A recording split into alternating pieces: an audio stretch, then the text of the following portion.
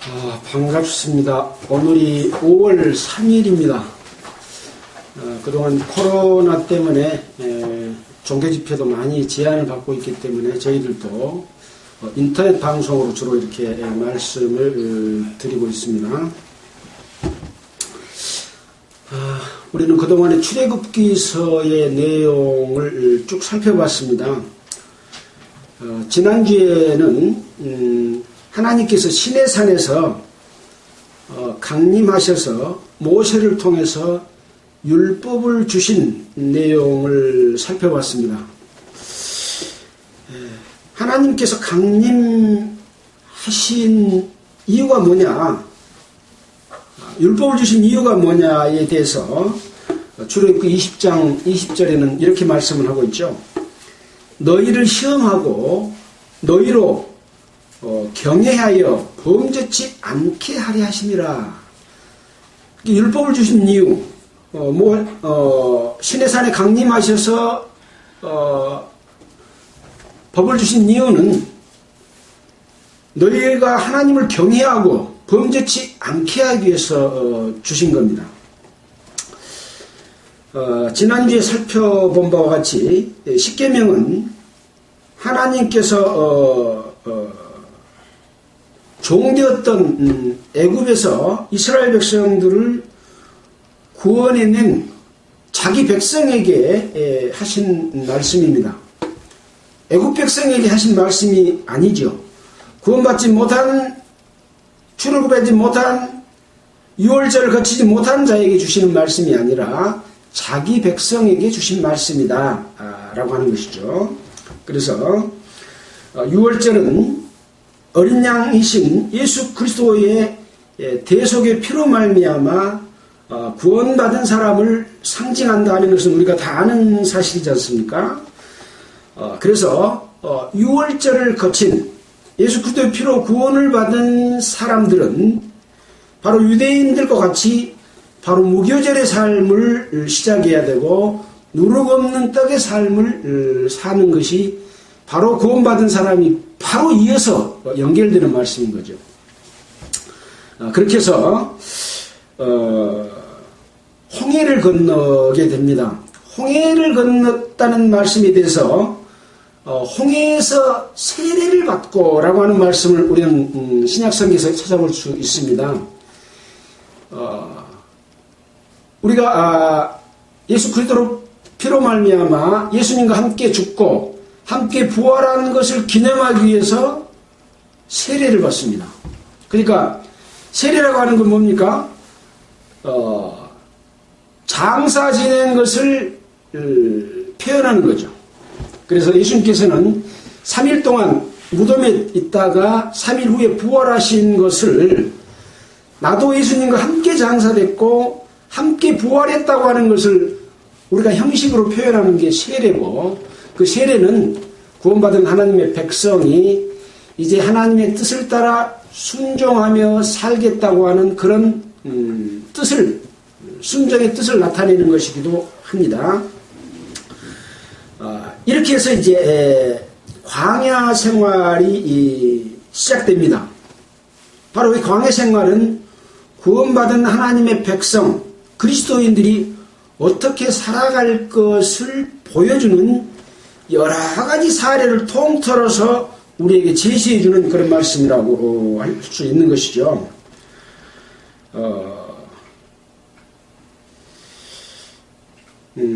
그래서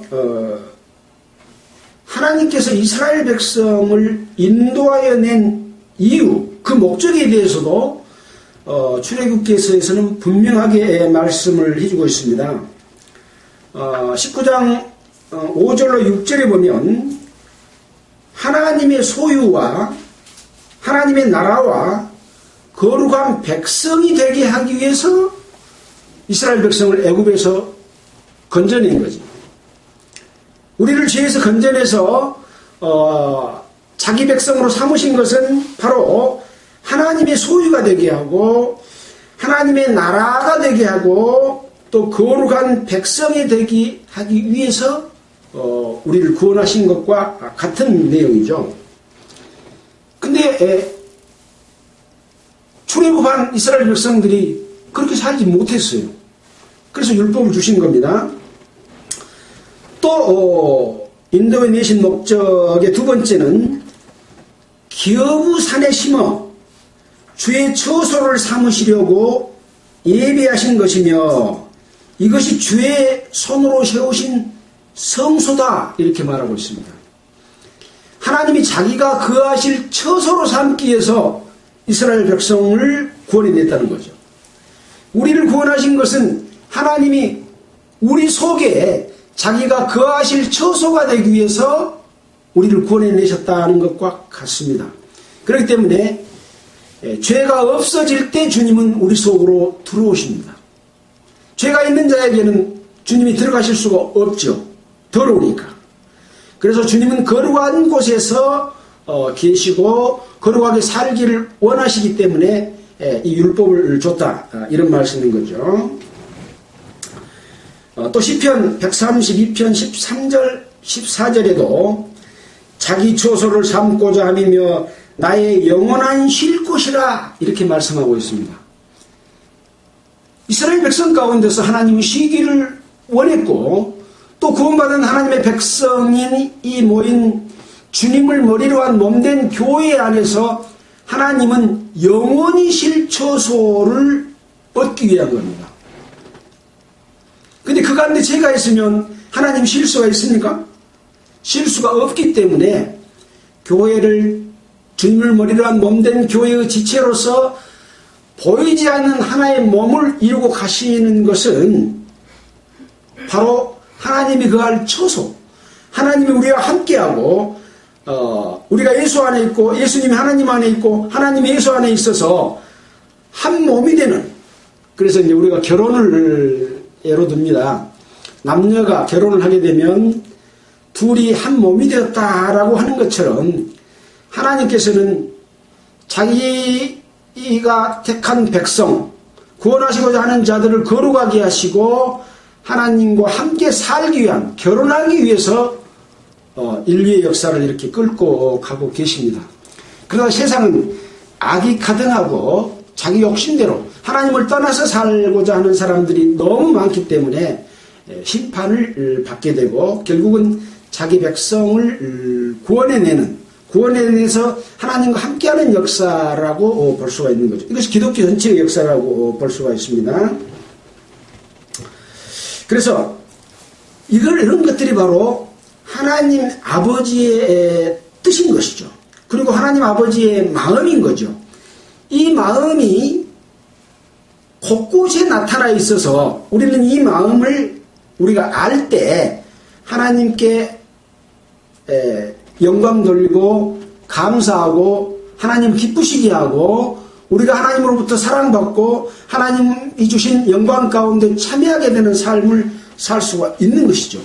하나님의 마음을 알지 못하면 엉뚱하게 섬기게 되고 하나님을 섬긴다고 해놓고 오히려 마귀를 섬기고 자기를 섬기는 그런 누를 범하게 되기 때문에 우리는 말씀 속에서 늘 그것을 발견하기를 원하고 또 주님께서 깨우쳐 주시기를 원하는 마음으로 성경을 읽게 되면 그런 것을 알 수 있으리라 이렇게 생각이 되는 것이죠.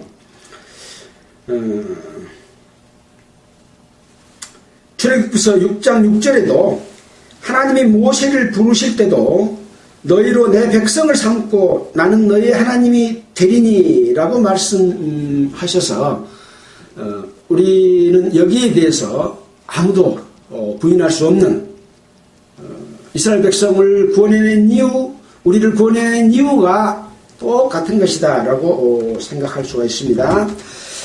그래서 지금 우리는 이스라엘 백성을 구원해내신 하나님, 또 우리를 죄에서 구원해내신 하나님이 우리에게 어떠한 삶을 살기를 원하는가, 또 우리를 어떻게 인도해 주시는지를 배우고 그러한 삶을 살기를 원하기 때문에 오늘 또 출애굽기서를 계속해서 보게 되는 것이죠. 여러분들은 다 그런 삶을 살기를 원하시죠. 네. 자기 마음대로 살고 자기 욕심을 따라 살기를 원하는 사람은 이 말씀을 들어도 그냥 한쪽 귀로 들어왔다가 한쪽 귀로 흘러가 버릴 겁니다. 그러나 그런 마음이 있다면 그 말씀이 여러분의 마음밭에 뿌려져서 그것이 생명이 되고 그것이 살아서 열매를 맺는, 그것이 이루어지는 그런 삶을 살게 될 것이다, 이렇게 볼 수가 있습니다. 그래서 십계명 속에는 이러한 하나님의 마음이 그대로 십계명 속에 담겨 있습니다. 사람에게 시험을 하고 너희로 하나님을 경외하고 범죄치 않게 하려 한다고 했는데 사람에게 무엇을 시험할지 다 십계명 속에 들어있는 거죠. 십계명은 어려운 내용이 아니라 아주 쉬운 내용으로 누구나 그냥 보면 그냥 알 수 있는 그런 내용입니다. 첫 번째부터 네 번째까지는 하나님과 사람과의 관계를 설명하고 있습니다. 자, 전체를 다 말씀드릴 수는 없고 요약해서 말씀드리면, 첫 번째는 너는 나 외에 다른 신들을 나에게 있게 말지니라. 두 번째는 너를 위하여 새긴 우상을 만들지 말고 또 그것들에게 절하지 말며 그것을 섬기지 마라. 여호와 하나님은 질투하는 하나님이다, 그렇게 이야기했습니다. 질투한다고 하는 말은 사랑하기 때문에 질투하는 것이죠. 그런 이야기 했지 않습니까? 내가 좋아하는 여자, 내가 좋아하는 남자가 다른 남자, 다른 여자를 좋아하게 되면 질투심이 나와서 살인에까지 이르는 그런 일을 저질 수가 있는 거죠. 그것이 바로 사랑하기 때문에 질투하는 것이죠. 사랑하는 마음이 없으면 질투 자체가 없는 거예요. 하나님은 우리를 사랑하기 때문에 다른 신을 섬기게 되면 질투하시는 거죠. 또 다른 신도 있다고 하는 것을 의미합니다. 다른 신이 없으면 섬겨도 질투할 이유가 없잖아요. 신이 없는데. 그래서 이 신은 어떤 신이냐, 하나님을 도전한 천사가 타락해서 공중권세 잡은 자가 늘 하나님의 일을 방해하고 도전하고 끊임없이 역사하는 거죠. 하나님이 일하시지 않는 곳에는 마귀가 할 일이 없어서 하나님의 역사가 일어나는 곳에서 늘 그걸 방해하고 있는 바로 그 존재가 다른 신이다, 이렇게 할 수 있는 거죠. 그 다음에 세 번째의 계명은 너는 너의 하나님 여호와의 이름을 망령되이 일컫지 마라. 하나님의 이름을, 거룩한 하나님의 이름을 망령되이 일컬음으로 말미암아 하나님을 거룩하게 하면서 끌어내리는 그러한 누를 범하게 된다는 거죠. 또 네 번째 계명은 안식일을 기억하여 거룩하게 지키라 라고 말씀을 하고 있습니다. 이 네 가지가 하나님이 사람과의 관계 속에서 주신 계명이고 이것을 너에게 시험하겠다, 그런 얘기입니다. 시험받지 않으면 안 하면 되는 거죠. 그래서 시험, 이런 법을 준 것은 이것을 위반하면 죄다, 그걸 알려주는 겁니다.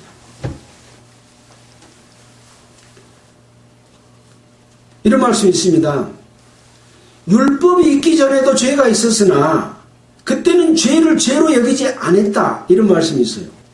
율법이 있기 전에도 죄가 있었어요.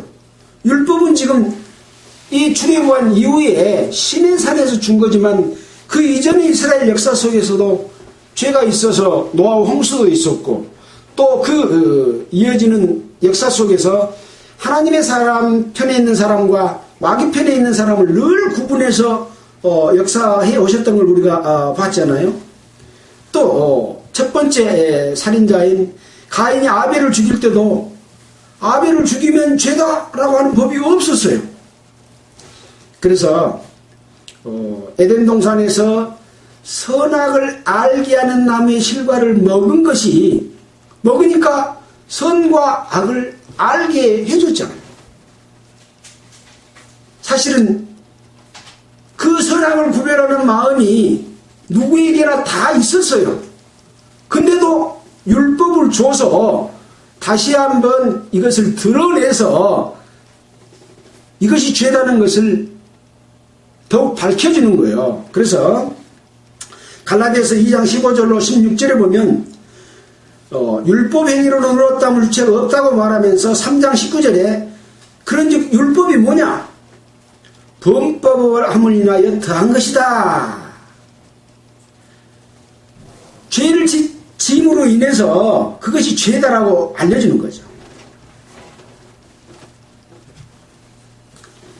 자,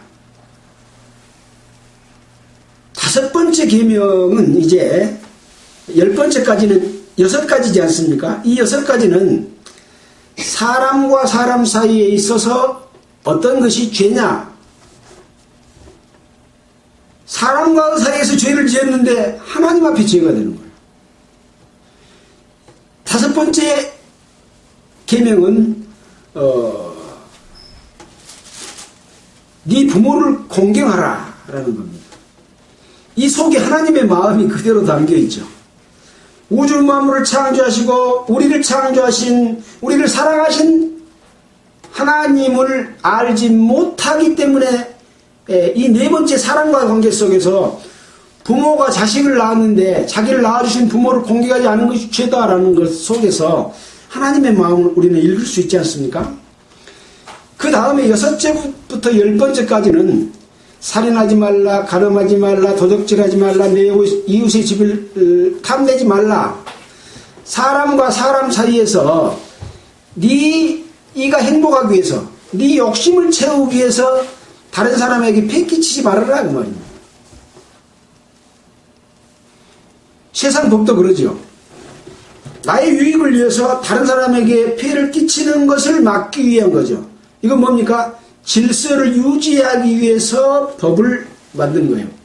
자꾸 문명이 발달하면 새로운 죄가 자꾸 나오니까 그거 하면 처벌받는다, 그거 하면 처벌받는다 하기 때문에 계속적으로 입법이 일어나잖아요.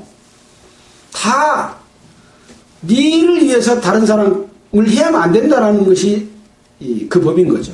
그러니까 이 십계명 속에 하나님과 사람과의 관계, 사람과 사람 관계 속에서 있는 이 세상의 모든 죄에 발생될 요인들을 지적하는 내용이 여기가 다 들었다 그렇게 해도 틀리지 않는 말씀인 거죠. 자, 이렇게 해서 이제 십계명을 주셨습니다. 이 십계명 때문에 많은 사람들은 이 십계명을 지켜야 되냐 안 지켜야 되냐 이런 고민이 많이 빠집니다. 십계명을 지켜야 돼요 안 지켜야 돼요? 이루는 거지. 네. 십계명을 지키려고 해도 안 지켜진다고 말하고 있어요.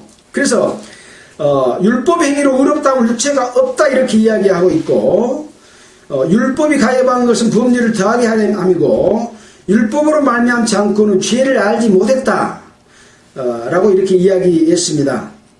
결국은 이 율법은 죄가 죄인 것을 알게 하고 하나님의 사랑과 은혜 안에 어떻게 하면 거할 수 있는가를 알려주는 겁니다. 그래서 하나님의 말씀을 잘 듣고 공경하면 하나님이 원하시는 아까 처소가 되고 제사장이 되고 나라가 되고 백성이 된다는 거죠.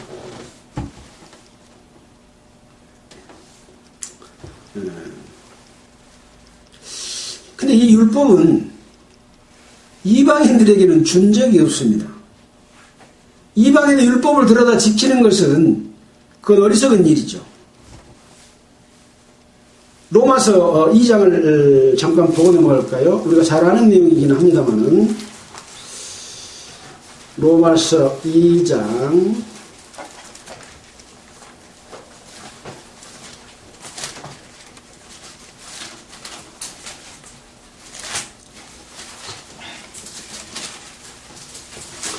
12절입니다. 무릇 율법 없이 범죄한 자는, 율법 없이 범죄한 자가 있다는 거죠. 또한 율법 없이 망하고 율법이 있고 범죄한 자는 율법으로 말미암아 심판을 받으리라. 하나님 앞에서는 율법을 듣는 자가 의인이 아니요 오직 율법을 행하는 자라야 의롭다 하심을 얻으리니 율법 없는 이방인이 그러니까 이방인 율법 있어요 없어요? 율법이 없어요. 율법 없는 이방인이 본성으로 율법의 일을 행할 때는 이 사람은 율법이 없어도 자기가 자기에게 율법이 되나니 어떻게 되냐? 그 양심이 증거가 되어 그 생각들이 서로 혹은 송사하며 변명하여 그 마음에 새긴 율법의 행위를 나타낸다. 죄가 지은 것을 안다. 이게 에덴 동산에서 선악과 따먹은 결과입니다. 선악과는 뭐예요? 선악을 분별하는 능력입니다. 이게 양심인 거죠. 그래서 이방인에게는 율법을 주지 않았다는 것을 분명히 성경에는 말씀하고 있습니다. 그러면 율법 안 줬으니까 우리는 율법 지킬 필요가 없네? 라고 생각할지 모르겠지만 이 양심 속에 방금 10계명이 그가 다 들어있어요. 이 양심은 10계명을 포함한 율법의 613가지보다도 훨씬 많은 1000가지, 10,000가지가 될 수 있는 양심에 저촉되는 모든 것이 하나님 앞에 죄다라고 하는 것을 말씀해 주기 때문에 훨씬 더 광범위한 그런 것이라고 할 수 있는 것이죠. 자, 이런 모든 것들은 바로 하나님을 경외하고 범죄치 않게 하려 하심이다라고 말하고 있고, 이것은 이스라엘 백성을 구원해내기 전이 아니라 구원해낸 후에 주신 법이다. 구원받지 못한 이 세상 사람들은 이 법을 율법으로 말한다면 법을 지킬 필요가 있을까요? 하나님하고 상관이 없는 자들이요. 처음부터. 하나님의 백성으로 된 자가 하나님을 경외하고 하나님께 범죄치 않게 하려는 것이죠. 우리는 늘 죄인 만들 때 율법을 끌어들여서 예수님 말씀하고 보태가지고 네 죄인이다 그래가지고 이제 죄사함의 복음을 전합니다.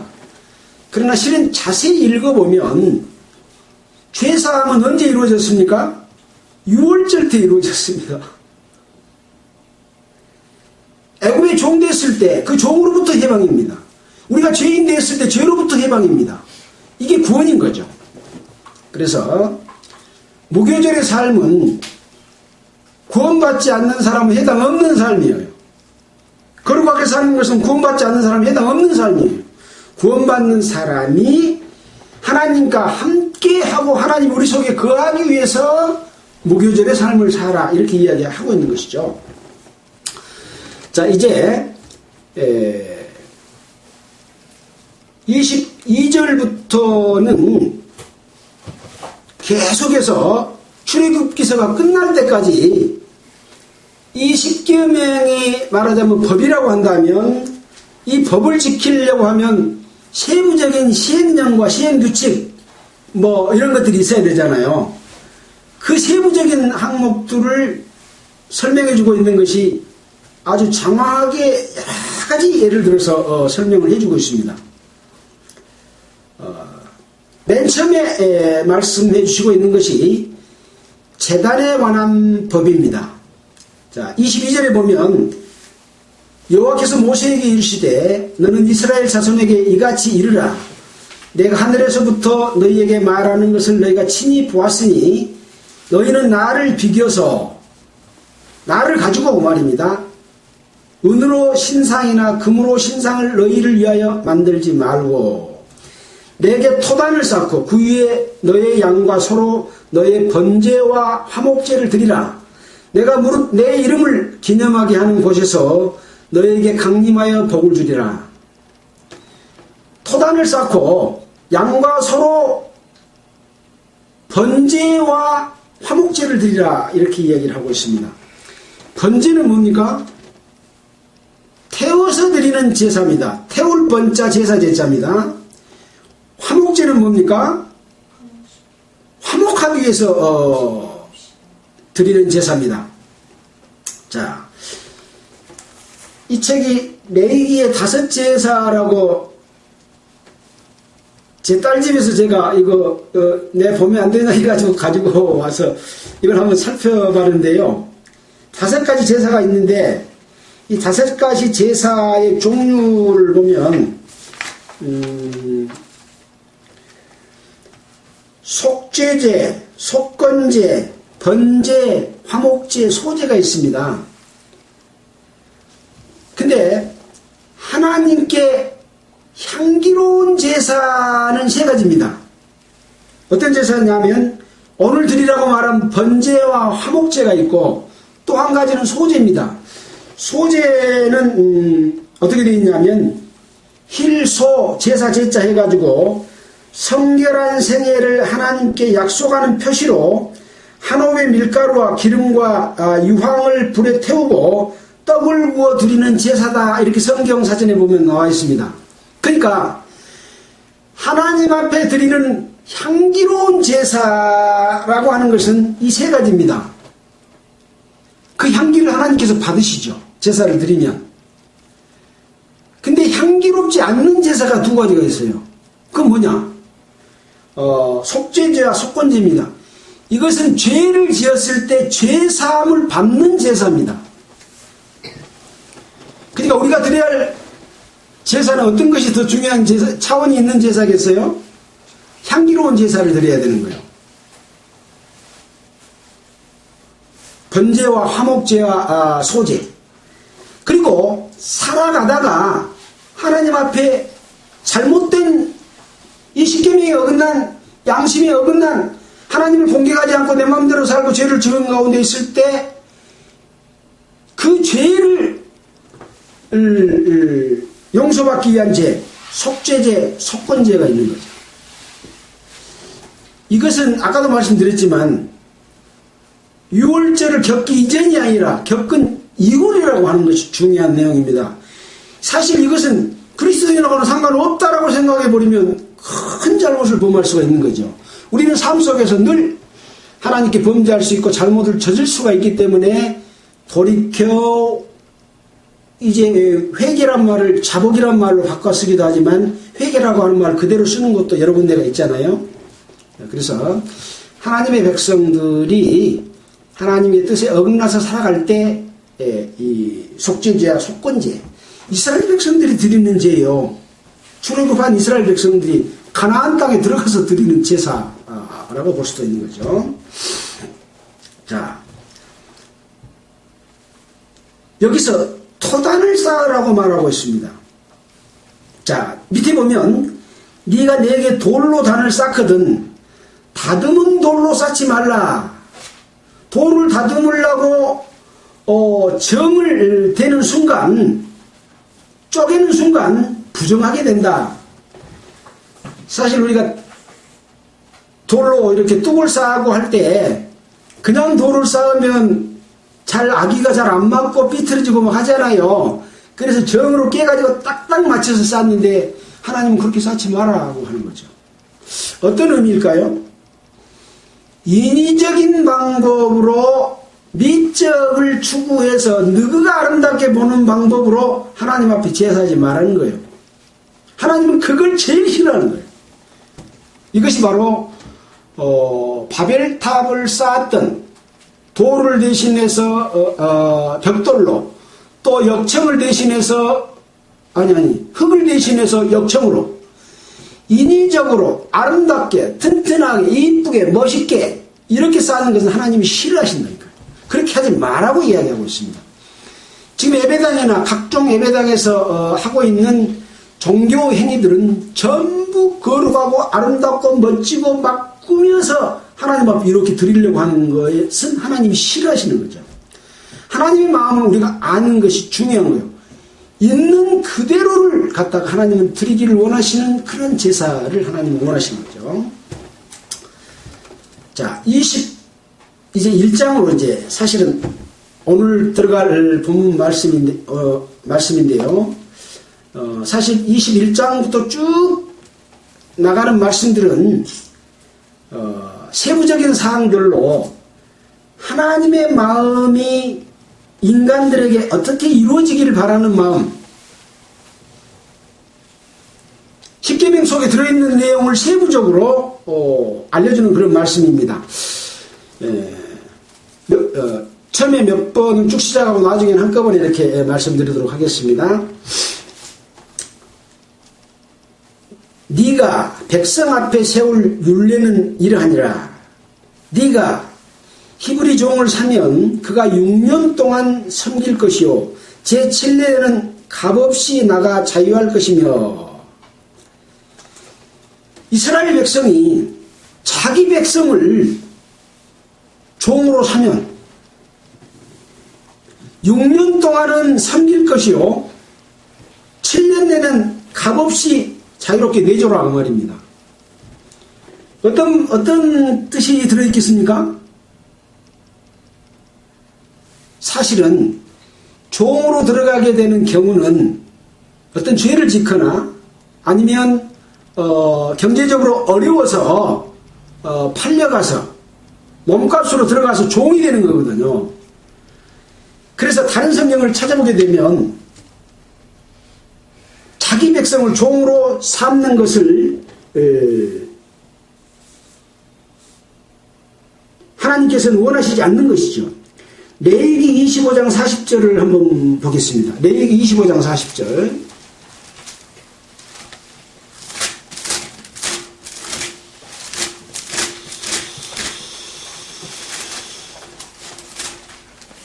여기 보면 그들은 내가 애굽 땅에서 인도해 낸 바 나의 품꾼인즉 종으로 팔리지 말 것이라. 너는 그를 엄하게 부리지 말고 너의 하나님을 경외하라. 너의 종은 남녀를 물어나고 너의 사면 이방인 중에서 취할지니 남녀 종은 이런 자 중에서 살 것이며. 그러니까 하나님이 자기 백성은 하나님의 품꾼이다. 나의 품꾼이다. 그렇기 때문에 종으로 팔지 말아라. 그라고 이야기를 하고 있고, 또 종으로 팔려갔을지라도 46절에 보면 너희는 그들 너희 후손에게 기업으로 주어 소유가 되게 할 것이라. 이방인 중에서는 너희가 영원한 종으로 삼으려니와 너희 동족 이스라엘은 자손은 너희 피차 엄하게 부리지 말지니라 라고 이야기하고 있습니다. 하나님의 백성은요, 어떤 자의 종이 돼서도 안 되는 것이 하나님의 마음입니다. 하나님이 왜 이스라엘 백성들을 애굽에서 구원해냈어요? 노예, 종으로부터 자유를 주기 위해서 구원해내셨습니다. 우리를 죄에서 구원하신 이유는 죄에서 자유롭게 하기 위해서 구원해 주셨습니다. 죄를 용서해 주셨습니다. 근데 다시 죄의 종이 되면 되겠습니까? 이스라엘 백성이 다시 종이 되면 되겠습니까? 그러니까 자기 백성을 종으로 부득이하게 종으로 삼았을지라도 엄하게 부리지 말고 6년 동안은 주인을 섬기며 살되 6년이 되면 다시 자유하게 내줘라고 말이에요. 우리가 삶을 통해서 잘못된 삶을 살아서 죄를 짓니다. 또 다른 어떤 일에 얽매이게 되기도 합니다. 그러나 어느 한 날은 6일이 지나면 거기서 풀어져야 된다는 거죠. 이 하나님의 마음을 여러분 이해하시겠죠? 그리스도인은요, 죄의 종이 돼서는 안 되는 거예요. 어떤 재물의 종이 돼서도 안 되고, 우상의 종이 돼서도 안 되고, 어떤 마귀의 괴가 있는 곳의 종이 돼서도 안 되는 거예요. 오직 그리스도의 종이 되어야 되는 거예요. 그리스도 안에 있는 자에게는 결코 정죄함이 없나니 이는 죄와 사망의 법에서 너를 해방하였습니다. 로마서 8장에 그렇게 이야기하고 있습니다. 그리스도 안에는 종이 아니라 자유죠. 해방이죠. 정죄함이 없는 곳입니다. 그래서 그리스도 안에 있을 때는 죄를 죄로 여기지 않는다라고까지 말씀을 하고 있습니다. 그러면 죄를 지어도 되냐? 그럴 수 없다라고 또 말씀하고 있잖아요. 로마서에서도. 그래서 하나님은 우리의 삶을 진실하고 바르게 하나님의 뜻을 알고 그 뜻에 순종해서 사는 삶을 살도록 하기 위해서 이런 세부적인 내용들을 우리에게 제시해주고 그 가운데 내 마음이 들었다. 너는 그걸 캐치해라. 그런 내용인 거죠. 그러면서 이스라엘 백성들이 백성끼리 서로 간에 죄짓지 마라. 그런 내용이 포함되어 있어요. 그래서 모세가 자기 장인 이드로가 모세를 방문했는데 백성들이 쭉 줄지어 서 있고 모세는 의자에 앉아서 하루 종일 재판을 하고 있는 거예요. 그러니까 장인이 그렇게 하지 말고 100명 중에 한 명입니까? 1000명 중에 한 명을 택해서 그 사람들에게 그 역할을 나눠줘가지고 함께 재판하도록 하고 중요한 것만 하게 하면은 서로 일을 나눠서 할 수 있다라고 알려주니까 그렇게 했잖아요. 그래서 이스라엘 장정들만 60만 명이 나왔기 때문에 1000명으로 나누면 600명인가 된다. 그런 계산까지도 해봤지 않았습니까? 공부할 때. 그렇게 해서 이 법을 통해서 사실 십계명 주기 전에 지금 모세는 그런 일을 했었거든요. 근데 이 법을 주면 이 법을 통해서 이제 재판을 하겠죠. 물론 나눠서 하겠죠. 1000명을 기준으로 해서 쭉 뽑아서 세운 사람들이 있기 때문에. 자, 이렇게 했고 3절에 보면 그가 단신으로 왔으면 단신으로 나갈 것이요 장가 들었으면 그 아내도 그와 함께 나가려니와. 상전이 그에게 아내를 주므로 그 아내가 자녀가 낳았으면, 이 말은 뭔 말이냐? 아들들이나 딸들을 낳았으면 그 말입니다. 이 번역상 약간의 이런 착오가 있으면 킹제임스 성경이나 흠정형이나 이런 다른 성경들을 찾아서 아니면 또 원어를 찾아서 자녀가 말이란 말이 자녀가 낳았으면란 말 잘 안 맞잖아요. 안 통하잖아요. 찾아보면 아들들이나 딸들을 낳았으면 이렇게 번역이 되어 있습니다. 그 아내와 그 자식들은 상전에게 속할 것이요 그는 단신으로 나갈 것이로되. 아내와 자식들은 주인이 이 아내를 줬기 때문에 자식들까지 주인의 것이니까 너는 네 몸만 나가라. 그런 거죠.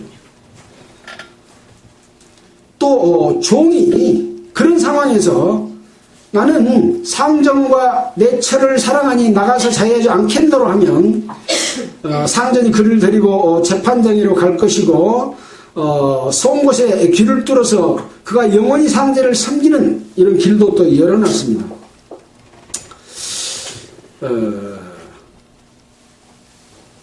이제 어떤 사람은 자원해서 종되기를 원하는 거죠.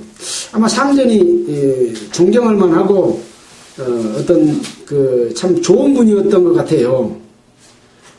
사실은 어떻게 보면 이것은 하나님의 마음과는 좀 다를 수도 있을 거예요. 그러나 그런 경우가 있다는 거죠.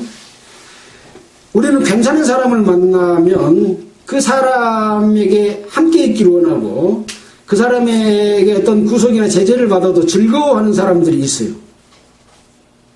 그래서 항상 나는 당신의 말을 듣고 당신을 따르겠습니다. 그렇게 소원하고 그렇게 살면 그렇게 하게 해줘라.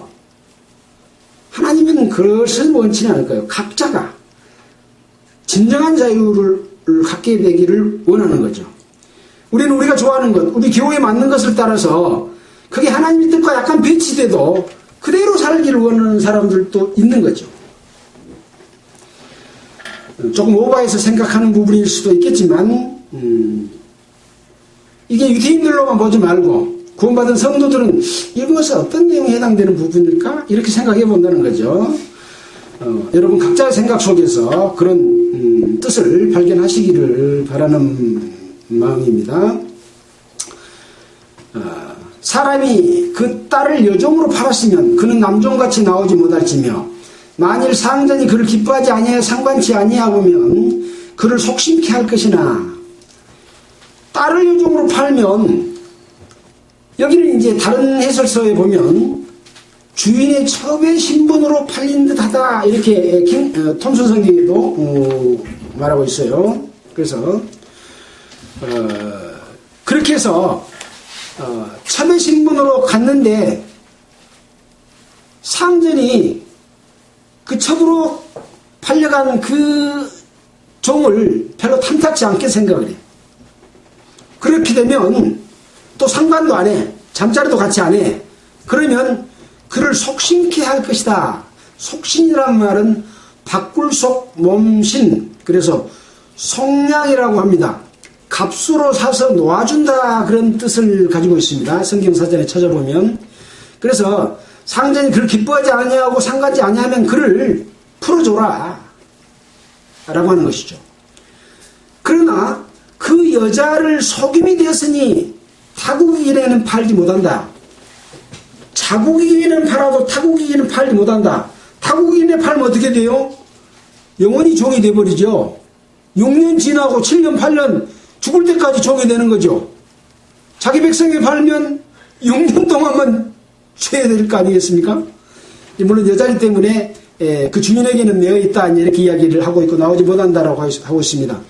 이것은 같은 동족인 이 유대인의 주인과 한 몸이 되겠다고 하는 약속이었는데 그 약속을 지키지 않았기 때문에 여자를 속임이 되나니 타국인에게 팔지 못한다 이렇게 말씀하고 있는 거죠. 만일 그를 자기 아들에게 주기로 하였으면, 아마 이 아들에게 주기로 한다고 하는 것은 이제 그 잠자리도 같이 안 하고 첩으로 이렇게 하지도 않았을 그런 상황이기 때문에 아들에게 장가들게 하려고 하는 경우도 있겠죠. 그러면 그를 딸같이 대접해라. 한 식구처럼 그렇게 대접해라. 또 10절에는 만일 상전이 달리 장가들지라도 그의 의복과 음식과 동침하는 것은 끊지 못할 것이요. 이 세 가지를 시행하지 아니하면 그는 속전을 내지 않고 거저 나가게 할 것이니라 라고 말씀을 하고 있어서, 이제 10절의 말씀은 첩으로 삼아서 함께 사는 경우에 살다가 다른 첩을 들여서 그렇게 됐을지라도 의무를 지켜라. 뭐냐? 의복을 줘라. 음식을 줘라. 그리고 수시로 동침을 해라라고 하는 이 세 가지를 지키도록 하겠습니다. 만약 이것을 지키지 못하면 돈 내지 않고 그냥 나가도 좋다. 이렇게 정해놓고 있는 거죠. 자, 이제 재단에 관한 법과 종에 관한 법에 대해서 살펴봤습니다. 그 다음에는 이제 폭력에 관한 법, 또 짐승, 가축의 주인이 책임져야 될 어떤 계명들, 또 도둑질했을 때 그 재산에 대해서 어떻게 배상할 거에 관한 내용, 또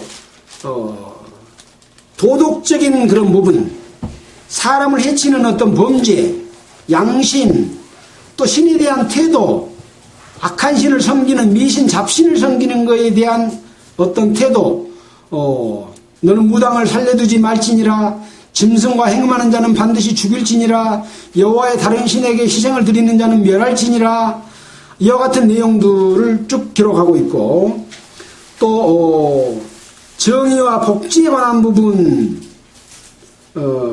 의롭게 살아가고 하는 부분, 또 남에게 옳지 않는 어떤 그 모함하는 그런 증거에 대해서 증언하지 말아라.